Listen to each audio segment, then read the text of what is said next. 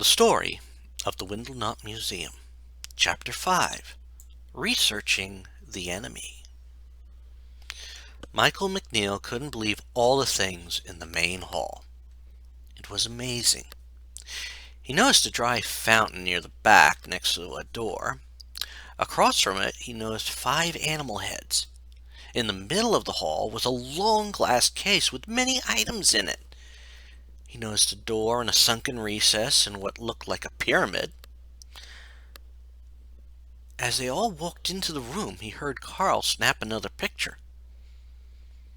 He started to wonder how much film Carl had brought with him. As they started to walk into the room, he watched as Richard headed off to the right, saying, "I think that's the front door over there, and I bet it's locked." He then saw his friend run up to a black door by a desk. He wasn't surprised when he saw Richard pull on the door and noticed it wouldn't move. He then shouted, "Leave it be, Rich! If those spirits are running around the building, the door being locked might be all that is keeping them in here." He then heard Carl say, "It seems unlikely that keeping the door to the building locked would keep them in here. If they are spirits, they would be able to go through walls." As he thought about it, Carl's words made a lot of sense. However, that did mean that something was keeping the Exupi in the museum. As they looked around, he wondered if the odd talisman in the office desk was a clue to why the creatures remained. He then remembered the desk and shouted over to Richard, "Rich, check the desk. Maybe something is in the drawers." He watched as Richard nodded and quickly sat in the desk's chair. It was at that moment he heard Carl say, "Maybe that's not the only place we should look. It looks like those heads open up." Michael looked at the heads again and noticed that each one was split right down the middle. He walked over to them, but stopped when he saw the axe stuck in the wall near them. He started to wonder if it had caused the split in each mask. He quickly dismissed that when he opened one and realized how smooth they open. He looked back and saw that Carl had walked over to his side. He looked at Carl and said, "Maybe something is hidden in one of them." He then opened the lower one. He noticed that Carl had checked the 2 on the right side. He then went to the one in the center. He opened it and almost jumped back. As it closed, he could have sworn he saw a skull. He then watched as Carl looked at him and reopened the center mask. He then saw that Carl started to open the skull. It had been the same as the other masks. It split apart and he saw a strange pot in it. As he looked at it, he heard Carl say, "You know, this looks like the markings of something Aztec or some other South American culture." Michael looked at Carl in surprise and says, "When did you encounter something like that?" He watched as Carl just gave him a smile and says, "I encountered something in one of my stories. Apparently some Aztec cult was trying to summon a god of theirs. Trust me, I learned a bit about Aztec culture back then. However, I'm not familiar with this symbol." He then looked at the pot and noticed that on one end of the symbol, it had 4 points. He also noticed that the symbol was a long oval-like symbol with small semicircles on the bottom. As he looked over the image, he said, "Maybe that marking has something to do with the Exupi. All we need to do is find out what it means." However, I do remember one thing. He was almost startled when he heard Richard say, "Well, you remember, Mike." He turned and saw Richard was saying back to them, and in his friend's hand was a brochure. When Richard had finally got next to him, he looked at his friend and says, "I think the spirit of Professor Windlenot had said we need to find both talismans and vessels. That means we should keep an eye out for the matching lid. He could see both Carl and Richard nodding in agreement with what he said, but he also noticed that Richard was also glancing at the brochure he had found. He looked at his friend and asked, "Now, what did you find?" He could see his friend was smiling, and that might mean it's a good thing. Richard Cale looked up from the brochure when Michael asked the question. He then said, "It's a brochure for the museum. From the looks of this, Professor Windlenot wanted to make this a fun and educational place. He even has a list of exhibits here, which must have a special dial or something next to them." He pointed to the list in the brochure and pointed out the colored skulls next to each item. As he pointed them out, he heard Carl remark to the strange masks, "Now that adds to the feeling of what's happening around here. Do you think that the choice was intentional, or just to add to the mystique of the museum?" He looked at the reporter and said, "I think it was done for the feeling of the place. I honestly don't think the professor had planned for the release of the Exupi. However, if he added puzzles, there has to be some place to go to find out things. Maybe there's a library somewhere. Let's check the doors by the masks here." As he walked up to the door, he glanced at the axe embedded in the wall. He was half tempted to grab it, but then thought again about it. If they were dealing with spirits, the axe would do them no good. When he had opened the door, he smiled, seeing that their first guess was the very room they needed. He stepped into the room, followed by Michael and Carl. As he looked over the room, he noticed three things. The first was the candelabra on the left side of the room. The second was an empty podium on the right side of the room. The last thing was an apparent secret passage that appeared behind an open wall. Once they were all used to the new room, he heard Michael say, "Let's check every shelf. Maybe we can find out about the Exupi in one of these books." He then watched as his friends started checking the shelves near the door they had come in. He saw that Carl had gone over to the bookshelf closest to the podium.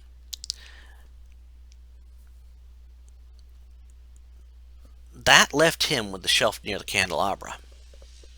He quickly started looking through the shelf.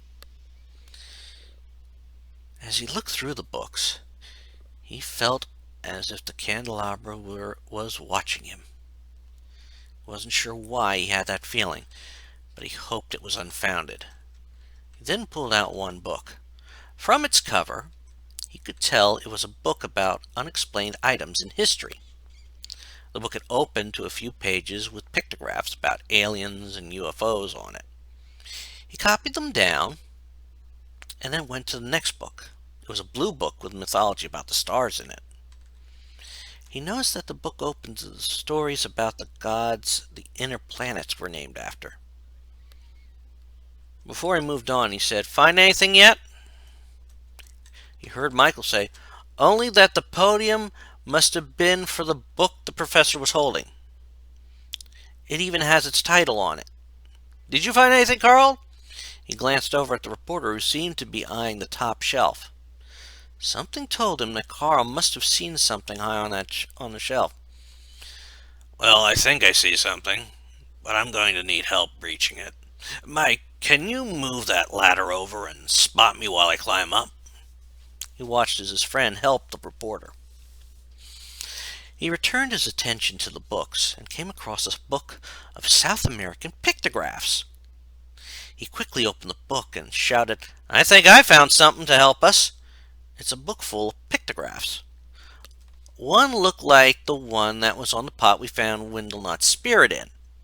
His pot was marked for stone. He thought again of where they had found Windlenot's body, down in the underground cave, and wondered if that meant an Exupian stone had gotten the professor. He then heard Michael say, "Is the marking from the pot in the masks in there?" He saw his friend was watching as Carl pulled a book high up on the shelf. He looked down at the book and found the picture. Yes, it's the pictograph for metal or metalworking. He started to wonder if that meant a fourth type of exupi that might be around. He then looked up as Carl said, "Hey, Rich, what icon looks like two flowing lines ending in what appears to be flames?" He glanced over at where Carl was and noticed that a statue that had been high up on the wall had turned to expose a pot in the base. He also noticed that one book in the bookshelf was pulled out. He glanced down at the book and found the image. That would be the one for burning water, oil, or tar. He started to page through the book and saw there were 13 images in the book. He also heard the others starting to move over to join him, as he said, "There are pictographs for 10 other items in here. Wood, sand, jade, fire, cloth." He felt a surprised look cross his face as he then said, "Wax, crystal, water, ash, and lightning." Do you think they had a concept of what lightning was back then? He watched as Carl was now at his side and said, "Well, if one believes that ancient aliens had visited these cultures, it's not hard to see that they would know of electricity."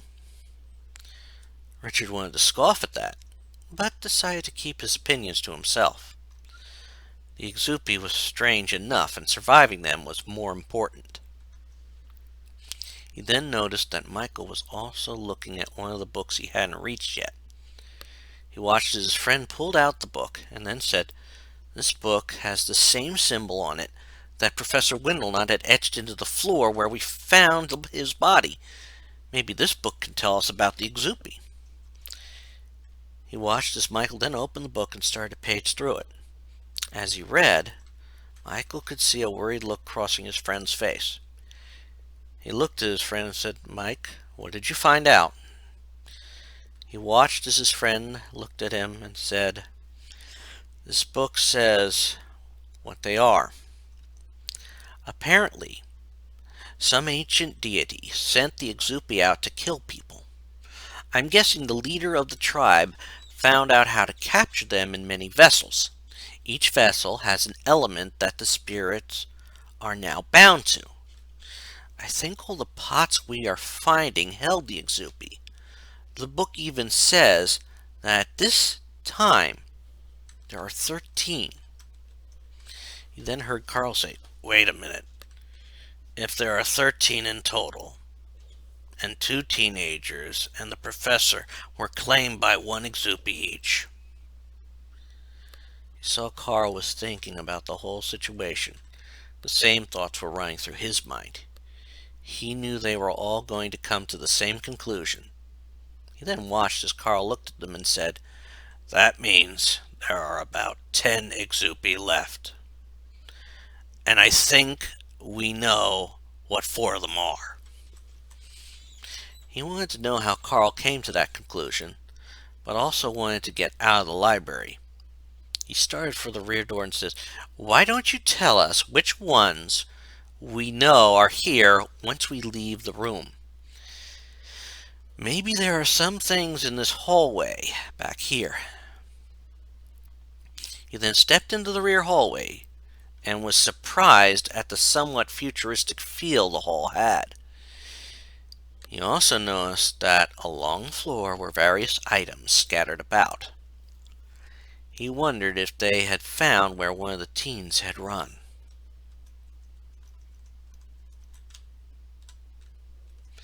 Carl Kolchak couldn't believe how strange this back hall looked. As he looked at its design, he said, "Must not be a parlour. Maybe this is how they got exhibits from one area to the next."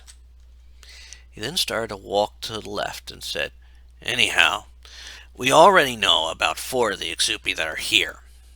First, we know the water exupi is here because it attacked you, Michael. We also know the ash exupi is here because it attacked you, Richard." He then made sure to point to He made sure to point to each one as he mentioned the point. He then held up his hand with 2 fingers extended. Now Michael found the pot for the metal exupi and the transformation masks. And we just found the pot for the tar exupi in the hallway, or in the library. That makes 4 exupi we know are here. We also know that the stone exupi is no longer here, since Windlenot is in that pot. We know 2 more exupi out of the 8 left took the teenagers. We're just going to have to keep track of those pots we find to know which ones are left. At that moment he glanced down at the floor and saw a ruined lipstick container, the top of which was mashed. He looked at it for a moment and then looked over at the wall, noticing the elevator there. He was about to try to enter it and then looked at Richard, figuring it had another puzzle panel on it. Richard, I believe those panels are your area of expertise. He watched as Richard stepped up to the panel and started to work on the task. As he did so, Carl heard Rich say, "Let me guess, you think the reason that lipstick is ruined is in the elevator." He nodded and watched as Richard went to work. As the boy worked the panel, he heard Michael say, "So you figure we have 6 more exupi we need to identify. Any guesses on which ones might still be in the museum?" He took off his hat for a moment and looked at Michael, revealing his receding hairline. "Well, we have deduced that the stone exupi claimed Professor Windlenot's life.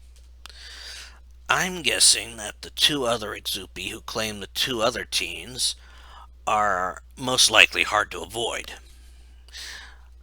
Maybe the wood exupi for one, and possibly fire. The wood seems abundant, but I'm not sure if I've seen even one fire in the place." As he finished his theory, he could have sworn that he was talking with Tony Vincenzo. That thought was cut short when he heard the elevator door open and saw Richard stepping inside. He stepped to the door and started to hear the same music he had heard before in the other elevators. He also noticed a strange circle shape on the one wall. He quickly took a picture of the mark and heard Richard say, "This is linked to something. That almost looks like the name of Windlenot's son." He then saw Richard leave the elevator, saying, "I think we should check out the rest of this floor before we go up. This hallway is full of dropped items." He nodded in agreement, and they started down the hall past where they entered the hallway. As they walked, they found an ID card, a report card, and even a note of some sorts. As they picked them up, he heard Michael say, "You know, I thought the school's ID cards were bad now. This one is worse. At least now we know the name of one of the missing teens." He watched as Richard had reached the far end of the hall and saw the boy look left and right. He then heard Richard say, "That's good to know. What's your name?" He then saw Richard head off to the left. He looked at the card and said, "Looks like her name was Beth Nelson. I'll have to include that in my story." He looked up, hoping to see Richard had come back into view.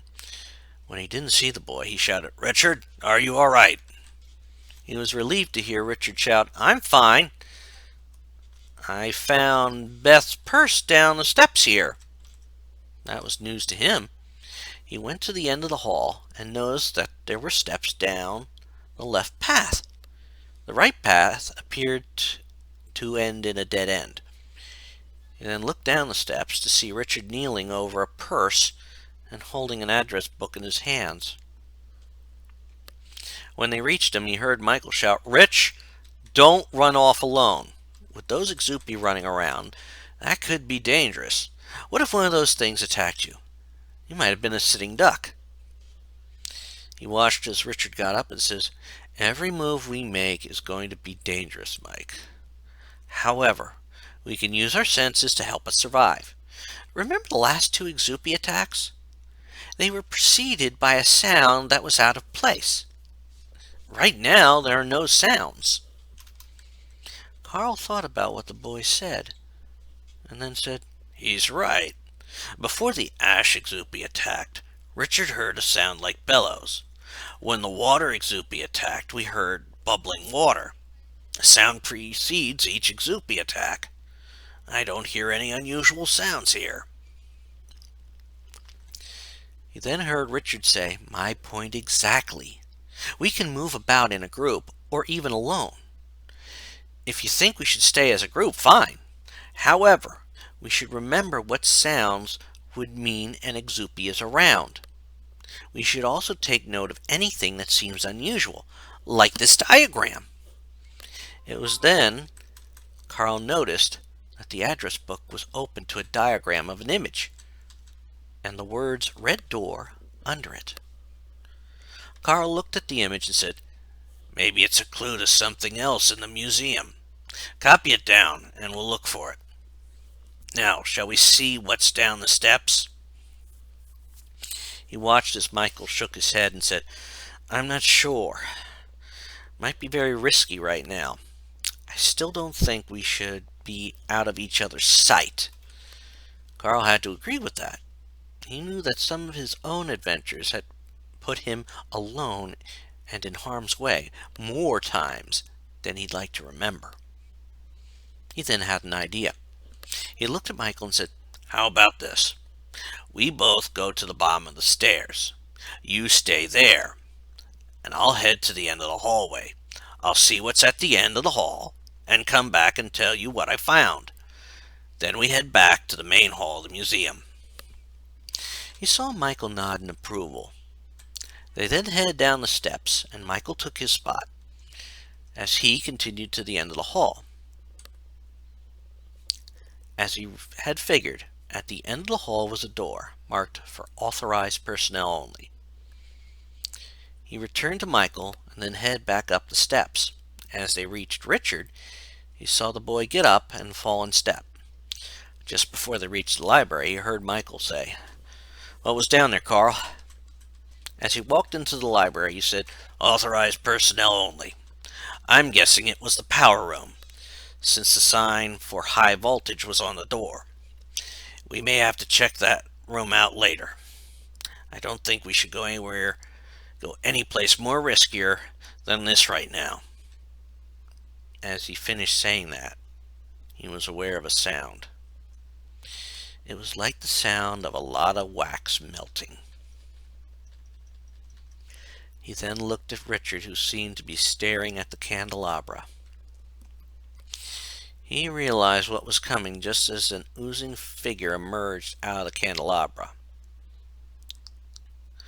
He watched Michael grab Richard just as the creature attacked the boy.